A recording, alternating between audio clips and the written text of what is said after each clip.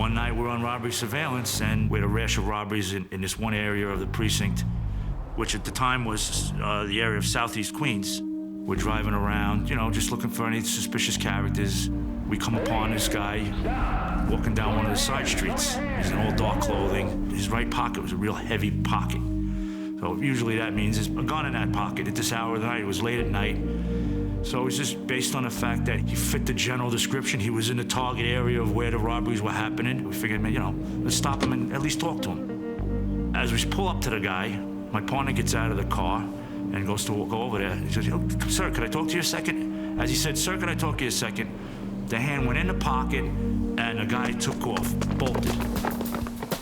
He started chasing him afoot. I was just getting out of the car. I had to jump back in the car, and now he's running through a couple of backyards. He comes back out onto the sidewalk, and my partner's here. I cut in front of my partner with the car, and I'm driving down the sidewalk right behind him. As he's running, he's pointing a gun at me over his shoulder. I'm in the car. As I'm driving down the street, and he's in front of the car, there's a city bus. They see him running down the street with the gun in his hand like this. I can't even shoot this guy because, I could hit these people.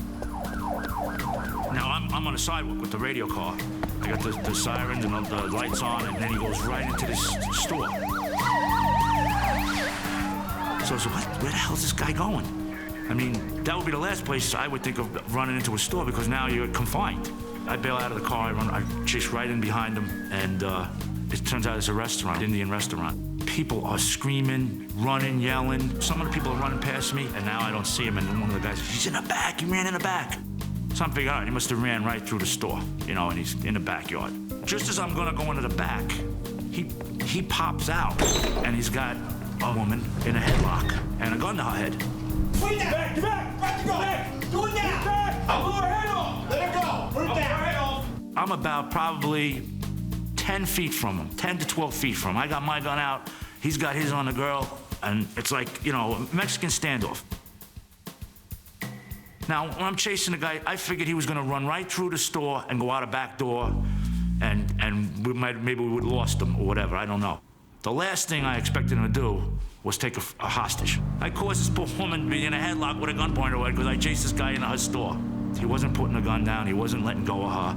I'm like, I can't shoot this guy. I might shoot the woman. I just keep my gun on him. I had my gun pointed at him, and I keep saying, drop the gun, drop the gun, drop the gun. And he ain't listening. He says, he's not dropping the gun. I'm not going to jail. I'm not going back to jail. Not today. I'm not going back today, man. Stop moving. Stop moving! At this point, we got everybody out of the restaurant. All right, take it easy. I backed out of the store. Easy out. Easy out of here. Just as I'm backing out of here, boom! Now I'm like, did this guy just kill this girl? Did he just shoot her? Some uniformed guys came around the back when we called the 1013 officer needs help. He must have heard them on the roof. He lets a round go through the roof. They were just covering the roof in case there was a skylight where the guy could go from one building to another building to another building. We called for hostage negotiation, emergency service, all the captains and chiefs, everybody and their brother came down.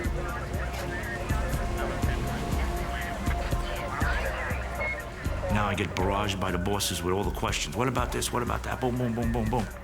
Hostage negotiation gets there, and they load the robot up with the phone, and they remote control the robot in there to give him a phone so they can get communication going with him. And now the negotiations start. Everybody's trying to talk him into, giving up and dropping the gun and letting the girl out, or, at least let the girl out. If you want to stay, let the girl out. I'm hearing him, I'm gonna kill her, I'm gonna kill myself. I'm not going back to prison, I'm not going back again. I got nothing to live for. I know I'm gonna go to jail for 20 years, 30 years. And you could hear it in his voice that he's getting more desperate and more desperate.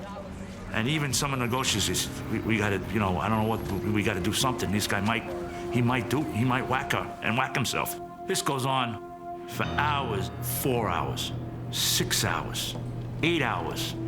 Then it's 10 hours. And it's like, when is this guy gonna give up? What's gonna happen here? You could hear him kicking stuff. You could hear him knocking stuff over in the store. You didn't know if he was beating up the girl. We didn't know what was going on. Finally, after 16 hours, he comes out and surrenders. And he was exhausted. Come to the door. Come out.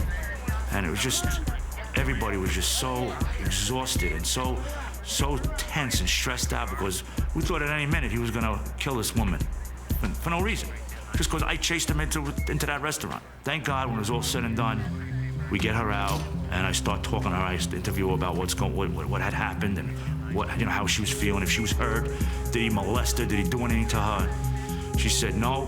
I said, did you have any idea where he put the gun? She said he took it apart. Took the gun apart and hid it all over the back of the restaurant. I hear this woman just went through 16 hours of this. Now she's got to put up with another 3 or 4 hours of my crap asking her what happened.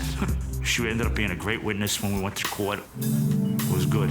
When that case was all said and done, he ended up getting 20 to life for just that craziness. Like I said when I started telling the story, you never know what's going to happen. You go to stop a guy for routine identification, and you got a 16-hour hostage ordeal.